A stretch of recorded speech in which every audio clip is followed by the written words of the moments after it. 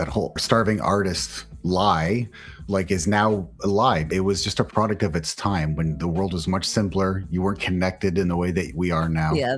There was no technology of this to even fathom at the time. If you're an artist over 40 navigating digital assets, then stick around. So yeah, you could wallow away and oil paint in your attic and be forgotten because you didn't own anything and there's no opportunities unless someone was giving you like a job. There's a lot of gatekeepers at the time, and this kind of removes all of that. And since we can be connected and connected through blockchain, using this way to actually create commerce with your art, that's exactly what your assets are, to build and launch your own future wealth potentially. That lie is a lie. It no longer is relevant into 2026. Growing up, I kept hearing the same story about artists like Van Gogh, Modigliani, and Gauguin, because my mom is kind of doing a painting. So they were brilliant, but they struggled financially, and only became truly valuable decades after they died.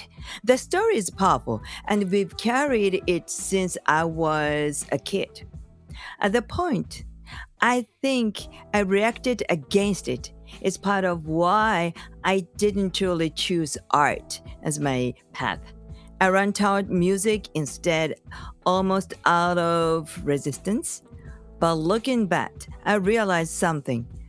That narrative didn't just push me away, it also gave me something to lean on. I became a way to excuse the pain, to normalize struggle, and to quietly accept the idea that this is what artists go through. I think that happened because humans love narrative. Me too.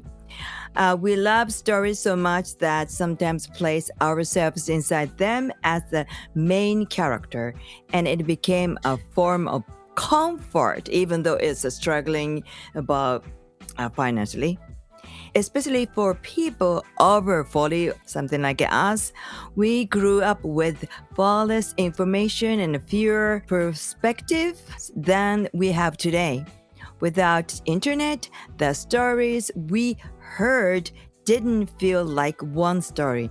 They feel like the truth. Let me say clearly like this. So the narrative in my mind, and then something like this is the starving artist lie. We can get over that narrative. Yeah, I agree with that because there's like this romanticization that artists do, especially when they're struggling. It kind of comes part and parcel with like the whole starving artist or just being an artist. Like you're just going to live by your own rules, be this kind of bohemian person that struggles, and it's almost a badge of honor to get screwed over or not get recognized, and maybe one day like there's some sort of honor that's within that. And I understand that. Like I had a big phase of that, but I like the way that you put it though about it. It almost didn't lean on it altogether. Like you had to like find other ways to make sure that you did survive, because just being a complete artist, like it just seemed to be a bit scary at some point. And over my journey, I realized that it doesn't have to be that way. Like it is just a lie. Like you don't have to struggle if you're an artist. There's so many other avenues that you can promote your artwork, that you can make money and commerce and great business partnerships over long lasting timelines. And that's now especially. Would you agree with that? Yeah, I think when I think timelines, I think of a legacy. I look back at my timeline and I think to myself, sometimes it's the same flaw. I think to myself, why didn't I create this list earlier? Why didn't I migrate to this independent platform sooner? Why didn't I open a this earlier? Maybe I should have done that. And, I look back and I think about some of the companies that I would work for and the jobs that I've had. The consistency of income is really beneficial to your sanity and to your ability to create as well.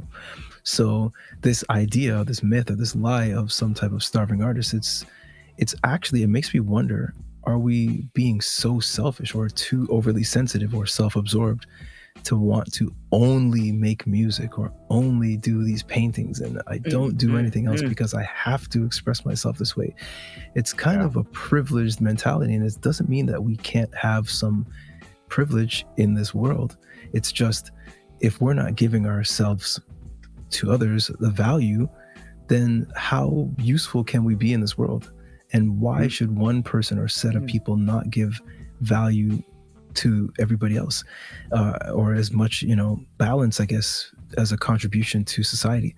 So, I mean, maybe that thought process that I'm going through is a little bit esoteric, or valid. maybe even artistic in some way as well, right? But if art is an outlet for people, and that same outlet is some type of entertainment source or education source for somebody else, then that's it. You just have to kind of ride the wave. And I'm looking at how this looks in a timeline into the future for myself. And again, I go back to a few ideas of ownership and digital assets. The idea of navigating on blockchains right now is different, and it's new, it's fresh, because the blockchain does have limitations, and because it is a public shared ledger, just a record of transactions, it gives your creations a chance to have some type of structure, essentially build into the future.